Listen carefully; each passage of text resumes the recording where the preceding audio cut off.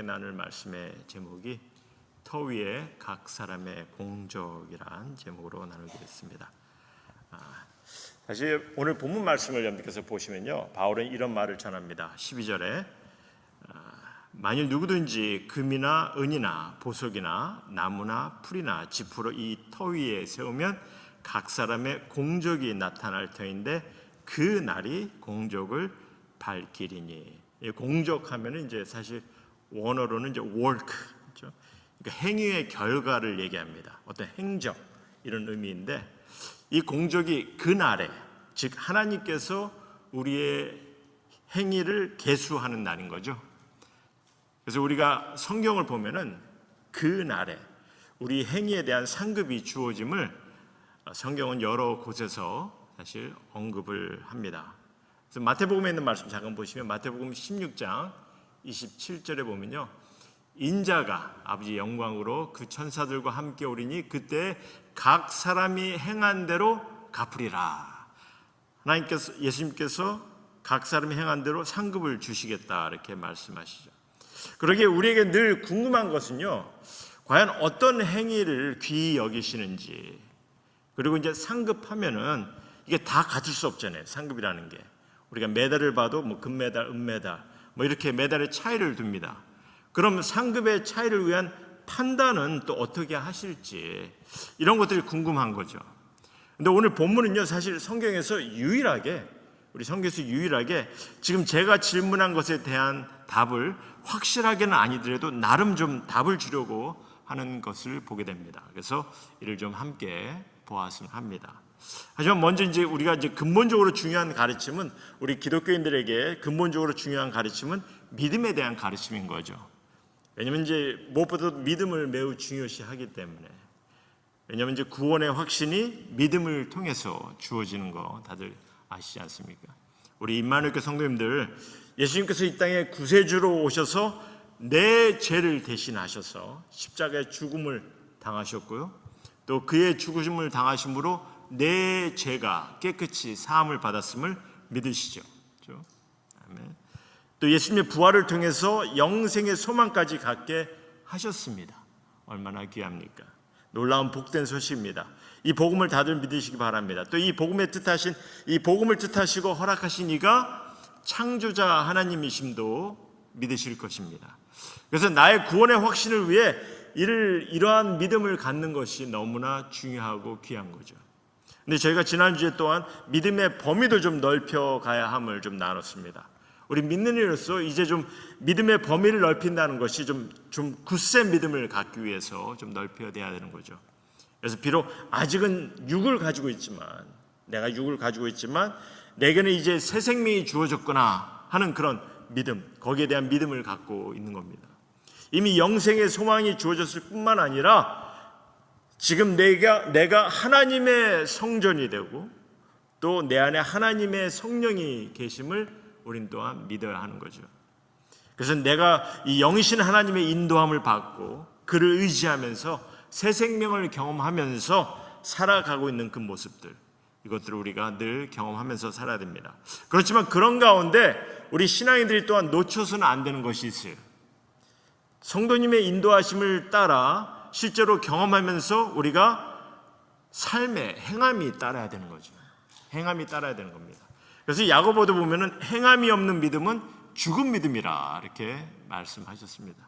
우리 빌립보서에 있는 말씀 보시면 빌립보서 2장에 보면은 바울은 두렵고 떨림으로 너희의 구원을 이루라 이런 얘기를 하십니다. 그러니까 즉 구원 받은 자답게 행하라는 거죠. 삶에서 구원 받은 자답게 행하라는 게. 왜냐하면 13절에 너희 안에 행하시는 이는 하나님이시니 자기의 기쁘신 뜻을 위하여 너에게 소원을 두고 행하게 하시나니. 하나님께서 우리의 행함을 원하세요. 뜻을 두셨습니다. 그래서 당신께서 우리 삶 가운데 뜻하신 것을 우리 가운데 행하기를 원하시는 거죠. 그러니까 하나님의 자녀가 되었으니까 자녀답게 살아가기를 원하세요. 하나님께서 나를 죄시임 받은 자, 그래서 의로운 자, 또 거룩한 자, 성도로 하나님께서 바라보시니 우린 또한 성도답게 살아가야 하는 거죠. 내가 하나님의 성전이요 성령님께서 나와 함께 하시니까 이제 내 삶에 도우시고 인도하시름을 알고서 내 삶에 하나님의 뜻하심이 무엇인지를 내가 귀담아 듣고 찾고 따르려 해야 하는 거죠.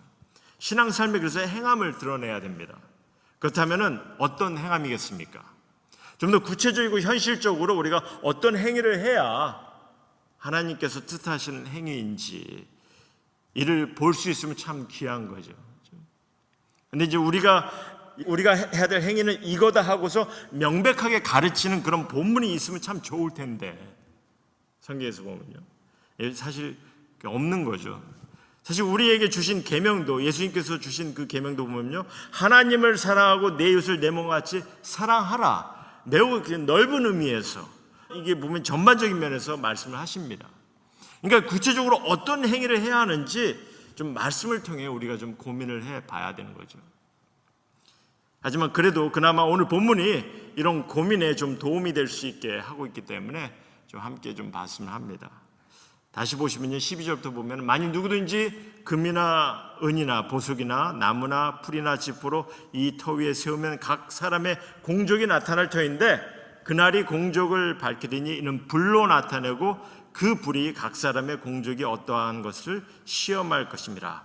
만일 누구든지 그 위에 세운 공적이 그대로 있으면 상을 받고 누구든지 그 공적이 불타면 해를 받으리니 이런 얘기를 합니다. 일단 그날이라고 얘기하십니다. 아까도 얘기했지만 하나님 앞에 서는 날이 우리의 행위를 계수하는 날입니다. 근데 우리가 좀 그날을 좀 다시 한번 염두에서 아셨으면 합니다. 그날은요, 우리를 정죄하고 심판하는 날은 아닙니다. 그렇죠? 우리 믿는 이의 심판은요, 이미 십자가 위에서 예수님께서 다 치르셨어요. 그렇죠? 그러니까 감격스러운 거예요, 사실은요. 오히려 그날은 어떤 날이겠습니까? 하나님 앞에서 우리의 시상식이 될 것인 거죠. 금메달 유정규 딱 이렇게 하면서, 그렇죠? 얼마나 감사한 날이겠습니까? 그렇죠? 그럼 먼저 그럼 어떤 행위가 이게 금이나 은이나 보석 같은 것으로 쌓일 것 같은지, 저같이 목사나 아니면 장로님이 되면은 그럴 것 같습니까? 그럼 좋겠죠. 그렇죠? 그렇게 될 수 있으면 얼마나 좋겠습니까? 근데 사실 이 부분은요, 하나님이 판단하시는 거죠. 주님이 심판자입니다. 그래서 결국 그날에 태워봐야 되는 거예요. 뚜껑을 열어봐야 되는 거죠. 그래도 나름 좀 추측할 수 있는 것은 이 복음 때문에 희생을 당한 자, 순교를 당한 자, 그리고 끝까지 견디는 자들이 가장 큰 영광의 상급을 받게 되지 않을까, 저는 그렇게 추측합니다. 왜냐면 이제 계시록을 보면요, 제가 지금 이제 계시록 새벽기도 때 계시록을 보고 있는데, 계시록 보면은 이게 희생을 당한 이들, 순교자들의 희생을 특별히 드러내고 있습니다. 그러니 금이나 은으로, 보석으로 쌓은 행위가 아닐까 이렇게 보는 거죠. 그래서 저도 특별히 이렇게 좀 굉장히 힘들어 보이는 그런 소명, 그런 소명에 결단한 선교사님들, 그런 선교사님들을 보면은 때로는 좀 굉장히 부럽기도 합니다. 대단한 결단으로 사역에 임하는 이들이기 때문에. 그럼 그 외에 그럼 어떤 행위가 귀한 것이겠는지, 일단 지금 이 땅에서 순교자들의 행위 외에는요, 사실 그 행위의 차이가 얼마나 귀하고 남다른지 이는 좀 드러내기가 쉽지 않은 것 같아요. 하나님께서 드러내셔야 되기 때문에. 우린 늘 보면은 이제 주어진 직분을 통해서, 아니면은 사람들의 칭찬과 유명세를 받은 이들 이런 걸 통해서 얼마나 큰 일을 했는지, 그래서 거기에 높낮이를 갖다가 우리가 구분하고 재려고 합니다. 목사님이기 때문에, 장로님이기 때문에, 교인 수가 많아서, 잘 알려진 사람으로서, 그래서 그런 걸 통해서 우리가 평가하고 또 메달을 구분하려고 합니다. 하지만 주님은 마음을 보세요. 신실함을, 진실됨을 보시는 거죠. 그래서 예수님께서 이런 가르침까지 주시죠. 우리 마태복음 보시면요, 마태복음 6장에 보면 사람에게 보이려고 그들 앞에서 너희의 의를 행하지 않도록 주의하라. 그리하지 아니하면 하늘에 계신 너희 아버지께 상을 받지 못하니라. 그러므로 구제할 때 외식하는 자가 사람에게서 영광을 받으려고 회당과 거리에서 하는 것 같이 너희 앞에 나팔을 불지 말라. 진실로 너희에게 이르노니 그들은 자기 상을 이미 받았니라. 이 땅에서 받을 만한 칭찬, 명예 다 받았다는 겁니다. 그러니까 이 땅에서 받은 그런 상황이기 때문에 받을 것이 더 없다는 거죠.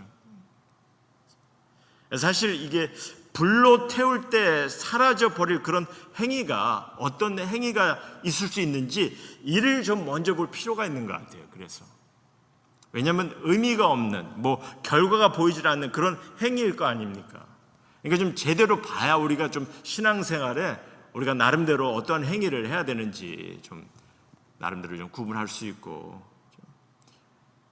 근데 여기서 먼저 좀 바로 보셔야 되는 것이, 다만 이 공적이 타 버린 이에게 이 오늘 본문 말씀 보면요, 개역개정은 해를 받는다 이렇게 번역을 했어요. 그러니까 해를 받는다라는 것이 그렇게 번역이 되다 보니까 사람들이 죄의 심판을 받고 해를 당하는 그런 의미로 생각할 수 있는데, 그런 의미는 아닙니다.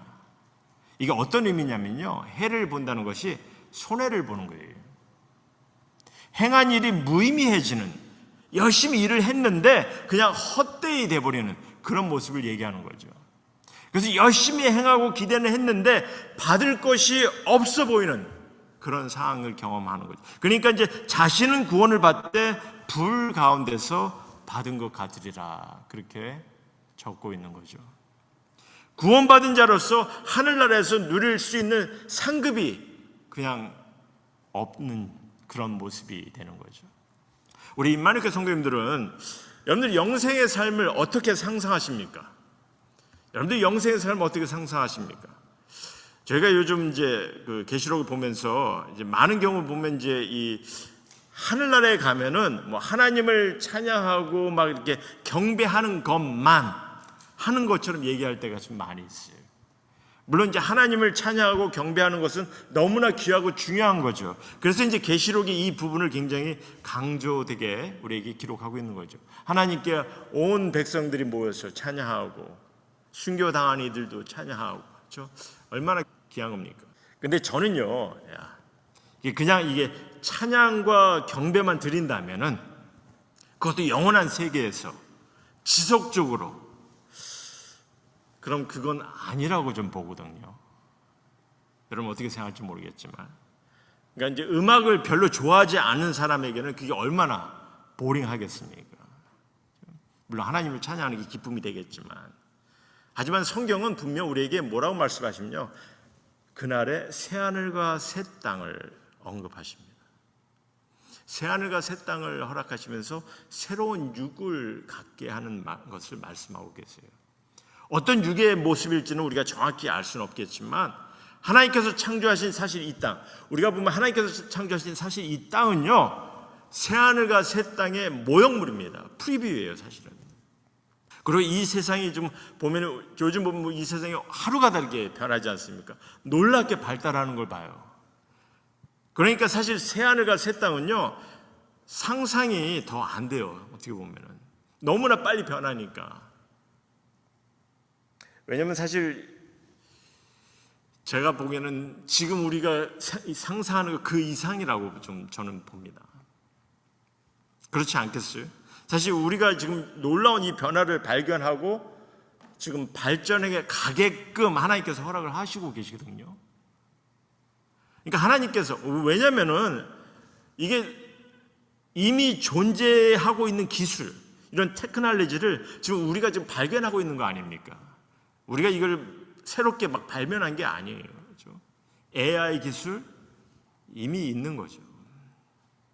근데 이런 것들이 하루하루 이렇게 변하면서 새롭게 변하는 걸 볼 때마다 이 그날의 그 땅, 새하늘과 새 땅, 그 이상을 보게 되고 동경해 볼 수 있는 거죠.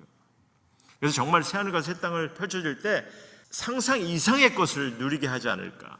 단 죄와 악이 없는 가운데, 믿는 이들의 그런 공동체이기 때문에, 그러니 기쁨과 행복과 찬양이 넘치겠고, 그런데 이제 그런 가운데 내가 누릴 수 있는 것이 제한된다? 그러면은 그냥 마냥 부러워하지 않을까. 구원은 받았지만 후회되는 마음을 갖지 않을까. 그래서 사실 예수님께서 부자와 거지 나사로에 대한 얘기를 주실 때 보시면요, 음부로 떨어진 이 부자가 엄청 후회를 하는 것을 얘기합니다. 그가 자기가 겪는 것을 자식들이 겪지 않기를 바라면서, 그래서 너무나 후회되니까 자기가 그렇게 일생을 살아온 그 잘못 살아온 것을 너무 후회하다 보니까 자식들도 그것을 다시 정말 음부에 떨어지지 않기 위해서 그냥 간청을 하죠. 제발 자식들에게 좀 알려달라고, 이곳에 오지 말라고 좀 알려달라고 그렇게 간청을 합니다. 근데 결국 아무 소용이 없는 것을, 그 간청이 아무 소용이 없이 들어주질 않는 그런 모습들을 예수님께서 말씀해 주고 있는 거죠. 그러니까 이 땅에 있는 삶의 경험과 삶 자체는 그 자체로 끝나는 거예요. 다만 결과만 그 땅에서, 새하늘과 새 땅에서 밝혀지는 거죠. 그래서 별 의미를 드러내지 못하는 그 행위가 어떤 행위일지 한 예를 들어서 제가 좀 설명을 해보겠습니다. 과연 어떤 행위가 될지 제 추측입니다만, 사실 우리에게 아주 익숙하고 잘 아는 예를 좀 든다면요, 여러분들 십계명 중에 하나가 안식일을 거룩하게 지키라는 거 아닙니까? 그래서 이제 주일 예배를 통해서 우리가 이렇게 매주 이렇게 예배를 드립니다. 근데 이제 주일 예배를 통해서 더러는 보면은 자신의 행위, 섬김, 이런 기회를 만들려고 하는 이들이 좀 많이 있어요. 근데 저는요, 하나님께 드리는 예배는 이 안식일을 거룩하게 지키는 것은요, 행함으로 보질 않아요. 한마디로 예배를 통해서는요, 우리가 행위를 드러낼 것이 아무것도 없다는 거죠. 우리가 하나님께 예배와 경배를 드리는 것은요, 우리가 우리의 마음을 담아서 하나님을 찬양하고 경배를 드리는 것이기 때문에 이것은 행위적인 것보다는 그냥 지켜야 되는 거고 드려야 되는 거예요. 그러니까 예를 든다면요, 우리가 이제 애니버서리나 뭐 생일 같은 거, 생일 잔치를 할 때 우리가 그것을 기억하고 지키기 위한 것이지, 뭔가 그런 것을 통해서 뭔가 자기 자신의 행위를 드러내려고 하지 않지 않습니까?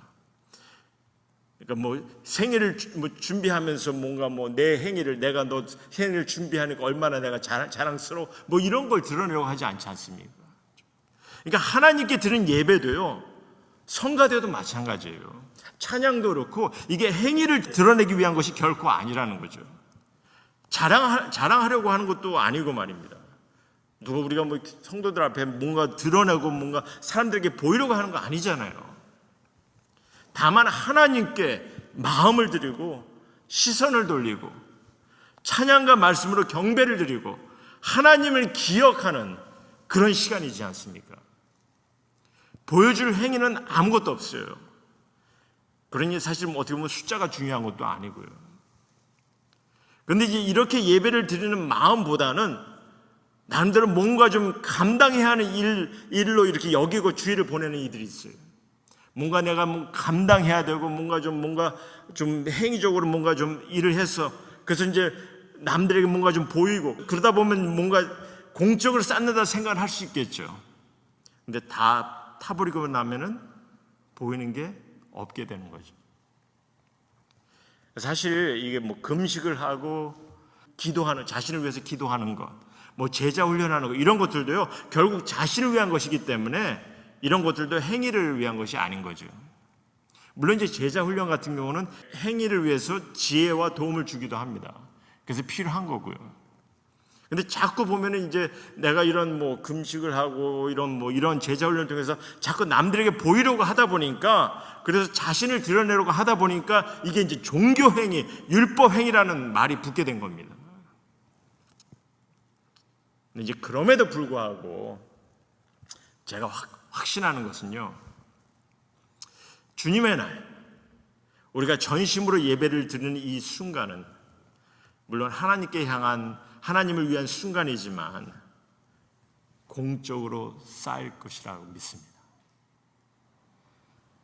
단 행함으로가 아니라 우리가 마음을 드림으로, 경배와 찬양을 드림으로, 왜냐하면 사랑을 쌓기 때문에, 우리의 사랑을 담아서 쌓기 때문에 그날에 여러분이 드리는, 매주 드리는 이 예배는요, 공적으로 쌓일 것이라 믿어요.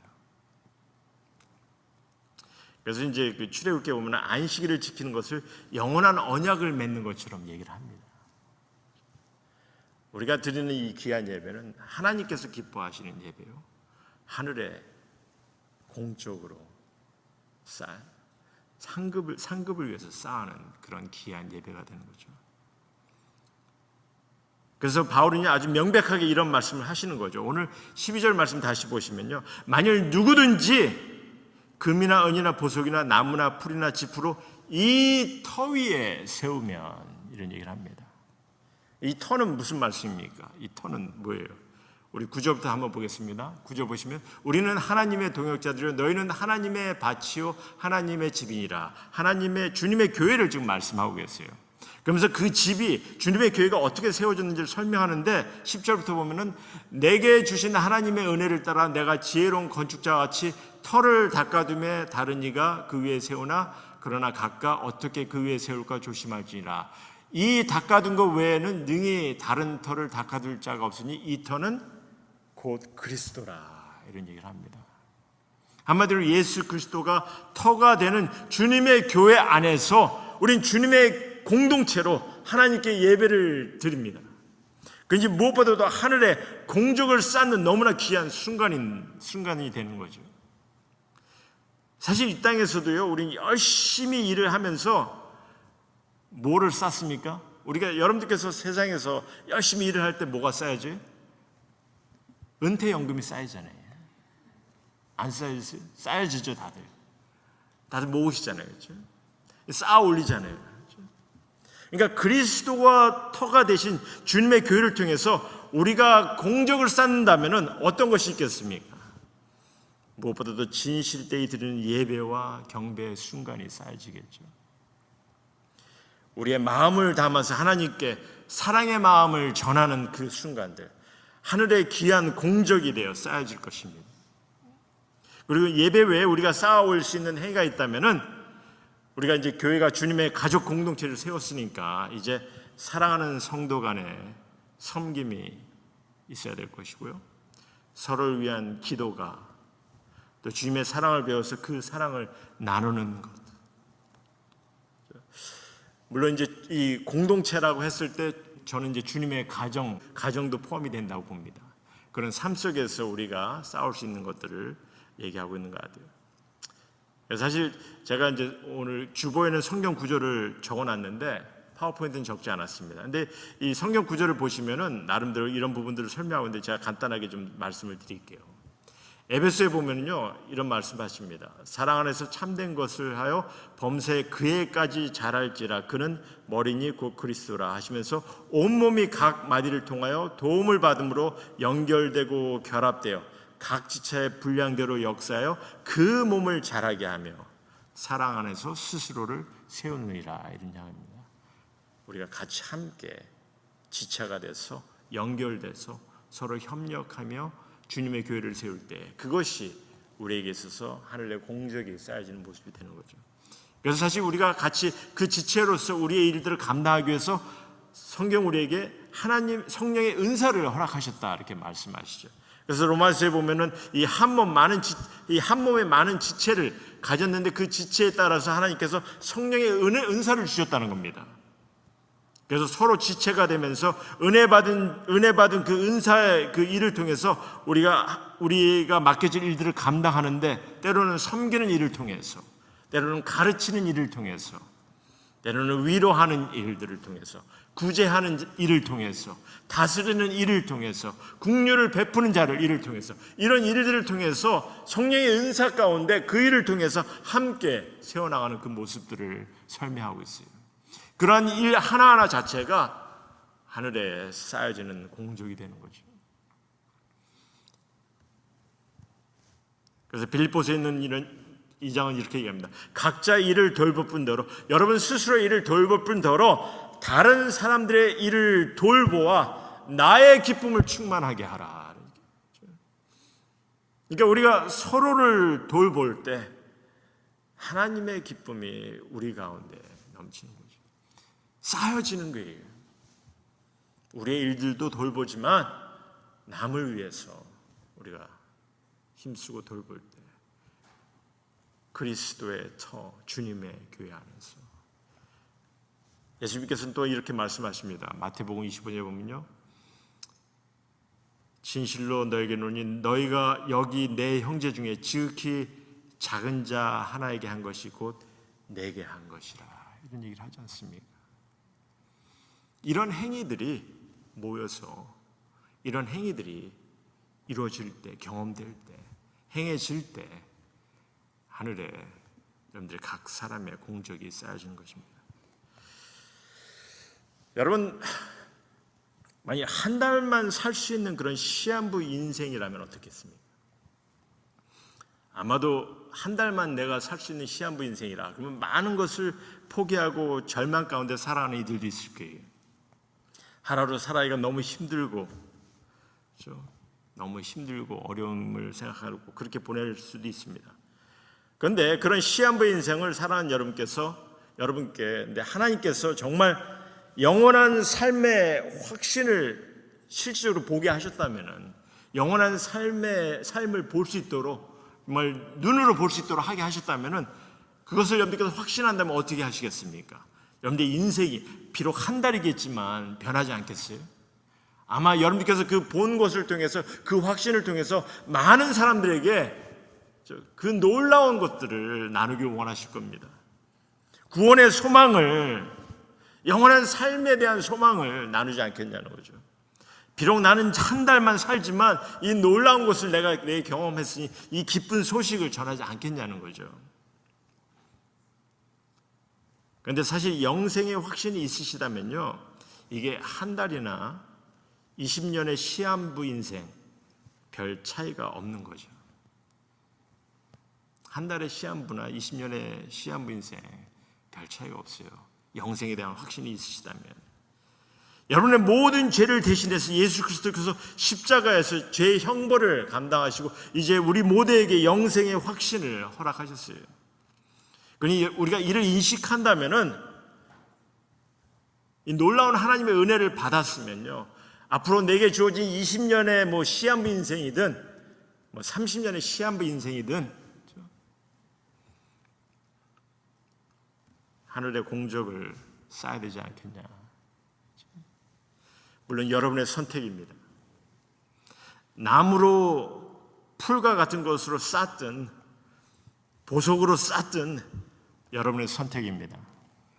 다만 그 쌓으시는 것의 결과는 하나님께서 달리 보신다는 거, 그것만 바로 인식하셨으면 합니다. 우리의 죄는요, 모든 사람이 다 똑같이 용서함을 받았어요. 모든 사람이 다 똑같이 큰 죄를 받든 적은 죄를 다 똑같이 용서함을 받았어요. 하지만 하나님의 은혜를 깨닫고 이 땅에서 하나님의 뜻을 세워나가는 모습은 하나님께서 제대로 보시겠다는 거죠.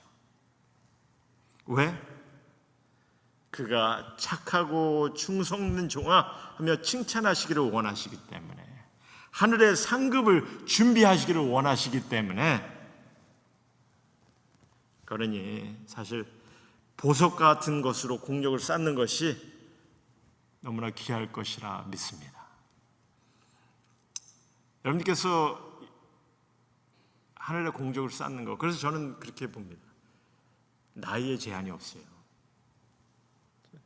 우리는 보통 보면은 이제 사역을 하든지 장로가 되고 권사가 되면은 이제 은퇴를 해야 된다 이렇게 얘기하는데, 그거는 이제 인간적인 사회적인 그런 삶 속에서 얘기하는 거고, 하나님을 섬기고 하나님을 향해 우리가 정말 하늘의 공적을 쌓기 위해서 행위적으로 하나님께 우리가 섬기는 일에는 나이의 제한이 없습니다.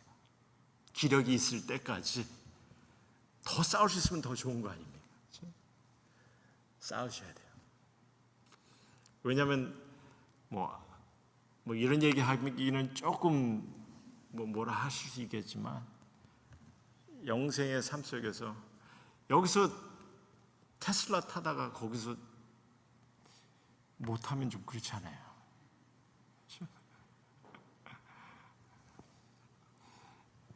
우리가 좀 상상이 안 됩니다. 저는 사실은 더 놀라운 일들을 경험하게 될 텐데, 여기서 여러분들께서 어떻게 주님 앞에 마음을 드리냐에 따라서 여러분들의 삶에 개런티가 달라질 수 있다는 것. 오늘 바울은 우리들에게 이런 좀 상상의 날개를 펴면서 주님 앞에 여러분들이 가지고 있는 하늘의 공적을 쌓는 일을 위해서 전념하기를 부탁하십니다. 어떠한 일이든 주님을 위해서 행할 수 있는 일들, 그 일을 통해서 하나님께서 영광 받으시고 기뻐하시는 그 일이 되기를 다시 한번 소원합니다. 우리 이마누엘 성도님, 이 일을 위해서 하나가 되고 또 우리 함께 힘쓸 때 정말 주님의 교회가 주님 앞에 온전히 영광받는 그런 귀한 교회가 되리라 믿고, 또 그를 통해서 세상에 많은 영향을 끼칠 수 있는 그런 귀한 교회의 모습으로 또 변해갈 수 있도록 정말 주님의 이름으로 다시 한번 소원합니다.